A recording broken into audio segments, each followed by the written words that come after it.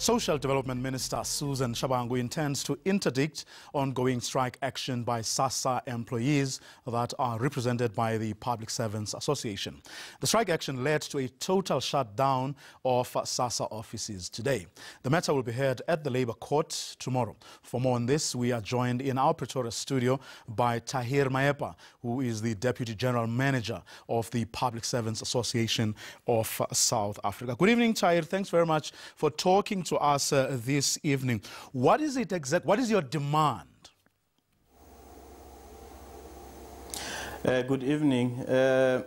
Basically, our demand for now is for the Minister and Sassa to agree to come to the bargaining council to come and negotiate.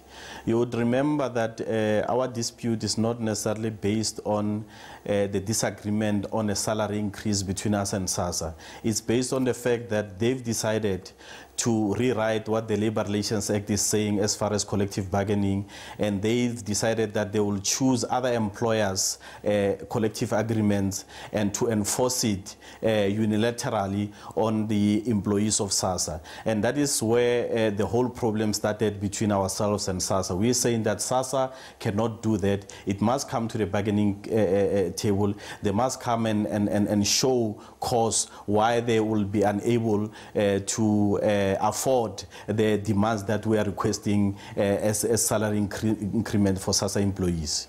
What is on offer currently? In other words, what is the employer offering, and what are you demanding? Well, the employer is not offering anything. They are not offering anything. They are not even willing to come to the bargaining council, and that's where the problem is. And our demand as PSA, we are seeking between 13 and 11% as our salary demands, and other substantive benefits that comes with those demands, including things like housing allowance and so forth. So, but basically is that we haven't even reached that point where Sassa must come and basically respond to our demands, whether to come and plead poverty. They will have to, it will take them quite a serious effort for them to prove that they don't have money when they are throwing away billions of our tax money, paying private companies for a work that is supposed to be done by Sassa employees. So they're going to find it hard, and that is the only reason why they are unable to come to the bargaining council, because they know that they will not be able to justify why they can't meet our demands as PSA. Now, you're complaining also about the minister refusing to meet with you. Is she really the one you should be meeting with? Does she have the power to actually decide on your salaries and other demands that you're making? Well, the Sassa is an agency of social development. Basically, they report to the Minister of Social Development, and then she's got the authority to enforce or to force them to come to the bargaining council. The only reason why Sassa management is not willing to come to the negotiations, we believe that the minister is in cahoots with them, and that is the sad part about it. Already, Sassa is one of the most dysfunctional institution in terms of management. They are more administering corruption than administering what will suit the people of the people of this country. And the sad part about this thing is that, and this is what we've been saying to Sassa, if the PSA goes on a full-blown strike, who's going to suffer? The people who are going to suffer is our poor people, our gogos, our brothers and sisters who rely on social grants for them to live.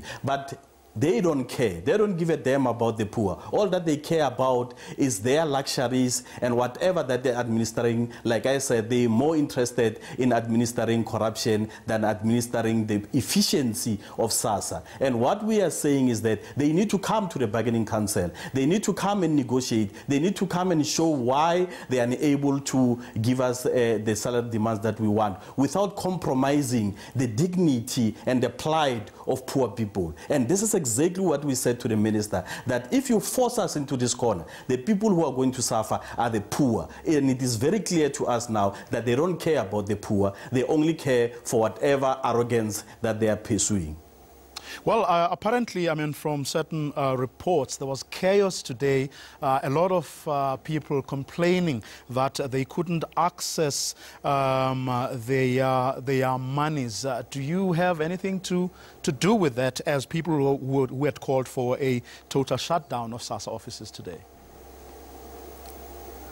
Well, one thing leads to another. Obviously, today is the first day whereupon we basically went on a full-blown strike. We refusing to administer the biometric system, and it will have an impact, obviously, because of the post office are reliant on interfacing with Sassa for them to be able to pay this particular grant. But you see, that is not the ultimate. That's not what we want. This is what we've been avoiding for a couple of weeks. We have heard now in Alexander that the applicant of the grant, they wanted to ban the Sassa offices because they could not get help. But these are the consequences of this silly behavior of Sassa management and the minister. They are putting the poor into a corner whereupon they are going to react violently, and tomorrow they are going to blame it on the PSA, despite the fact we've been telling them for weeks that let's avoid the strike action because it's got far-reaching implications, especially from the poor. But nobody is listening. Well, the minister is, of course, as you know, interdicting you. Yes, she's going to attempt to interdict us.